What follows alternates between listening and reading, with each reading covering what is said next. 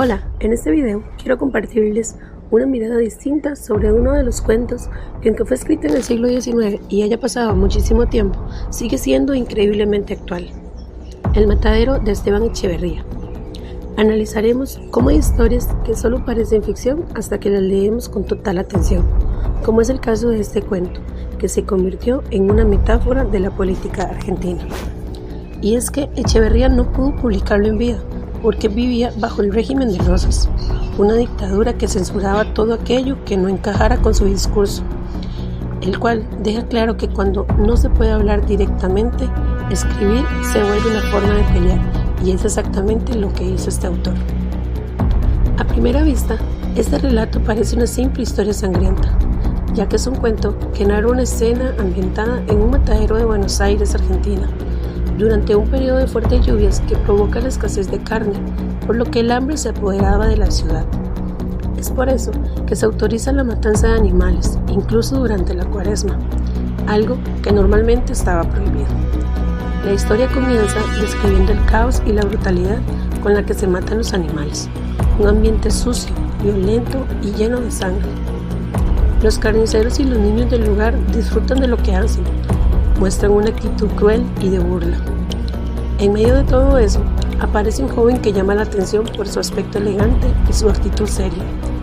Lo acusan de ser un unitario por ser diferente y lo tratan con hostilidad. Lo llevan al matadero, lo insultan, lo golpean y se burlan de él. Pero aún así, el joven se mantiene firme a sus creencias y finalmente muere en una escena cargada de tensión y violencia. La historia, claro que nos deja una sensación de injusticia y brutalidad, porque muestra todo lo que le puede pasar a alguien por ser distinto en un entorno tan agresivo. Y si vemos más allá de la carne y la sangre, también podemos descubrir una poderosa metáfora. El matadero no es solamente un lugar de sacrificio animal, es también una poderosa metáfora que marcó esa literatura argentina. Esteban Echeverría lo usó para retratar esa brutalidad del gobierno de Rosas. Y si lo vemos también, su simbolismo va mucho más allá. ¿Qué representa realmente este espacio y cómo se ha reinterpretado a lo largo del tiempo? Esta obra vemos que no solamente refleja una escena brutal, sino también un país desgarrado por la represión política.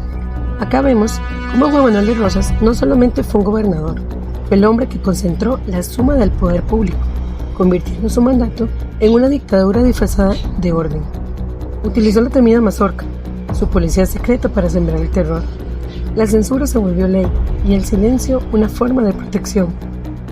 Esteban Echeverría, exiliado en Uruguay, encontró una forma de hablar cuando no se podía hablar. Un cuento, esta alegoría feroz que va más allá de las descripciones sangrientas. Fue un grito de denuncia, una metáfora que se disfrazó de carne y cuchillo. El matadero no representa solamente un lugar de sacrificio animal, sino aquel país asfixiado por el autoritarismo. El toro no solo un animal, es el joven unitario, aquel opositor de libre pensar atrapado en una sociedad violenta. Los carniceros no son carniceros, sino los sicarios del poder, los fanáticos, los instrumentos de la violencia del régimen. Todo el cuento grita metáfora, desde el barro hasta la sangre como la representación del terror político y la censura. Echeverría no escribe una escena costumbrista, denuncia cómo se matan ideas en nombre del ojo. Y es acá donde vemos que el matadero no está solo y que a lo largo de la historia muchos escritores usaron la metáfora para hablar de sistemas opresivos, de dictaduras que aplastan ideas y de pueblos que a veces sin saberlo se vuelven cómplices del poder. Un ejemplo muy claro es Rebelión en la Granja, de George Orwell. Allí los animales se rebelaron contra los humanos buscando libertad, pero con el tiempo los cerdos son los que toman el poder y terminan convirtiéndose en los nuevos opresores.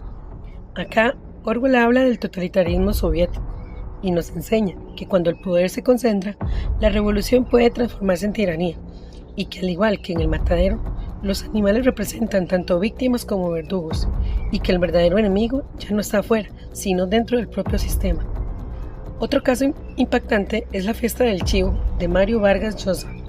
Aunque es una novela realista, también construye una metáfora muy poderosa, y es que el dictador Trujillo encarna esa violencia institucional, donde todos los personajes giran alrededor del miedo y se da la obediencia forzada. Como en El Matadero, los personajes se encuentran atrapados y no pueden escapar de esa ley represiva. Y vemos, una vez más, que en aquella época donde hablar era peligroso, Echeverría eligió el símbolo, un símbolo que aún nos habla de intolerancia y de censura, y nos recuerda que la literatura, incluso bajo amenaza, sigue viva. Y si lo relacionamos con la actualidad, ¿creen ustedes que sigue habiendo mataderos en la sociedad? Sí, ¿verdad? La única diferencia es que todos tienen cuchillo, porque los podemos ver en aquellos espacios donde se castiga al que piensa distinto, donde se violan los derechos humanos y donde se le obliga a las personas a callar. Ahí, sin duda alguna, es donde se vuelve a estar en la mesa del carnicero. Los regímenes cambian, los nombres del poder también, pero hay algo que permanece, el miedo del que piensa distinto. Y es ahí, en medio de ese silencio obligado, donde las palabras resisten, donde un cuento, un símbolo o una metáfora se pueden volver más peligrosas que una espada, y la literatura, una vez más, se convierte en resistencia.